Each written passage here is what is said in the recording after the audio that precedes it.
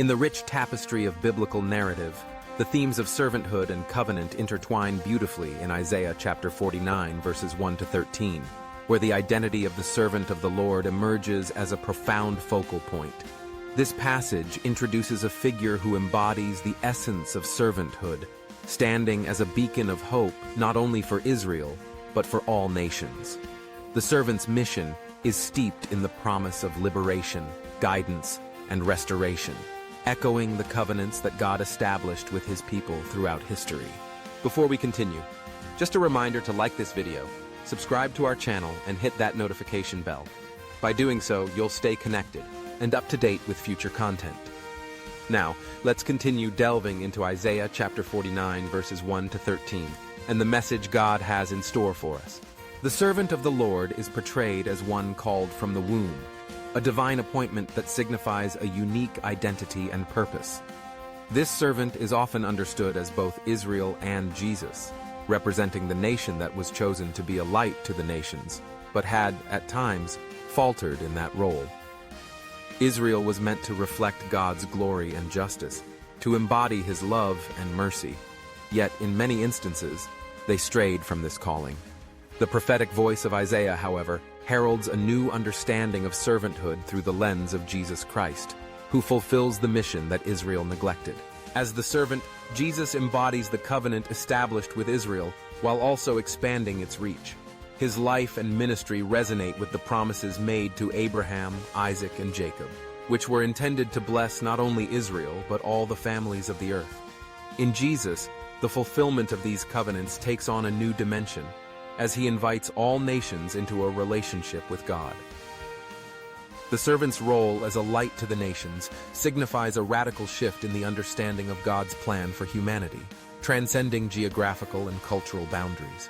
The mission of the servant is characterized by a deep commitment to serve others, reflecting the heart of God. In Isaiah chapter 49, we see the servant's task of restoring Israel and bringing salvation to the ends of the earth.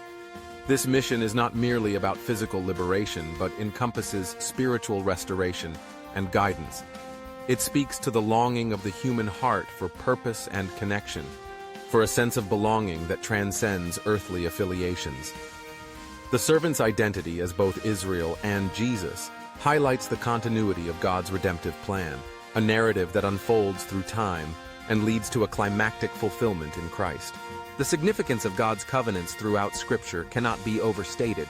Each covenant reveals a facet of God's character and his unwavering commitment to his people.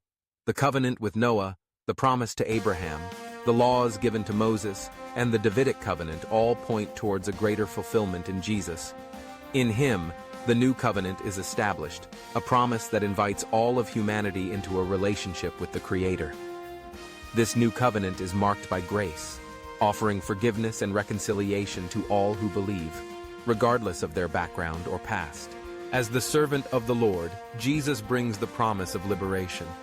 He proclaims good news to the poor, freedom for the prisoners, and recovery of sight for the blind. This message resonates deeply in a world often marked by despair and hopelessness. The ongoing fulfillment of this promise is evident today, as individuals from diverse backgrounds experience transformation through faith in Christ. The kingdom of God is expanding, welcoming those who were once outsiders, offering them a place at the table. Guidance is another significant aspect of the servant's mission. In a world filled with confusion and uncertainty, the servant provides direction and wisdom. Jesus, as the Good Shepherd, leads his flock, offering clarity amidst the noise of competing voices.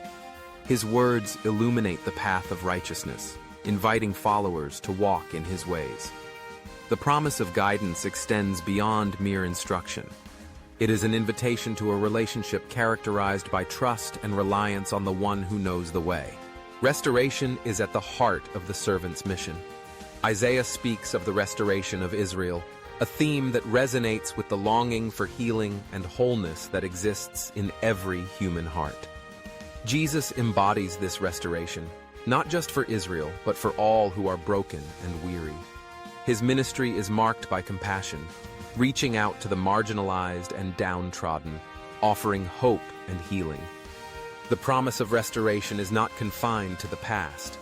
It is a present reality for those who encounter the transformative power of God's love.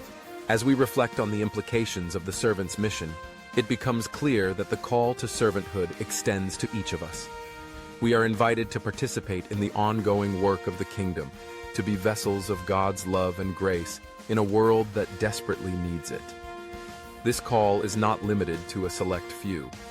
It is a communal responsibility that transcends borders and cultures. The gathering of people from all nations into God's kingdom is a testament to the fulfillment of His promises, and we are called to be active participants in this divine narrative. In light of this calling, we are encouraged to pray for those who are actively involved in missions, those who dedicate their lives to sharing the good news of Jesus with the nations. Missionaries embody the spirit of the servant, going into places where the light of Christ is needed most. They carry with them the message of liberation, guidance, and restoration, often at great personal cost. Our prayers and support can make a significant impact in their work, helping to strengthen and encourage them as they fulfill their calling.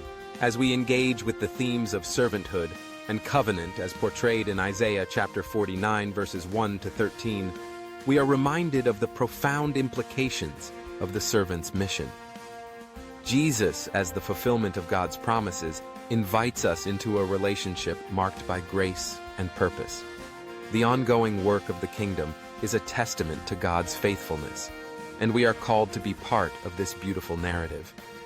In prayer and action, we can support the gathering of people from every tribe and nation, celebrating the reality of God's kingdom on earth as it is in heaven.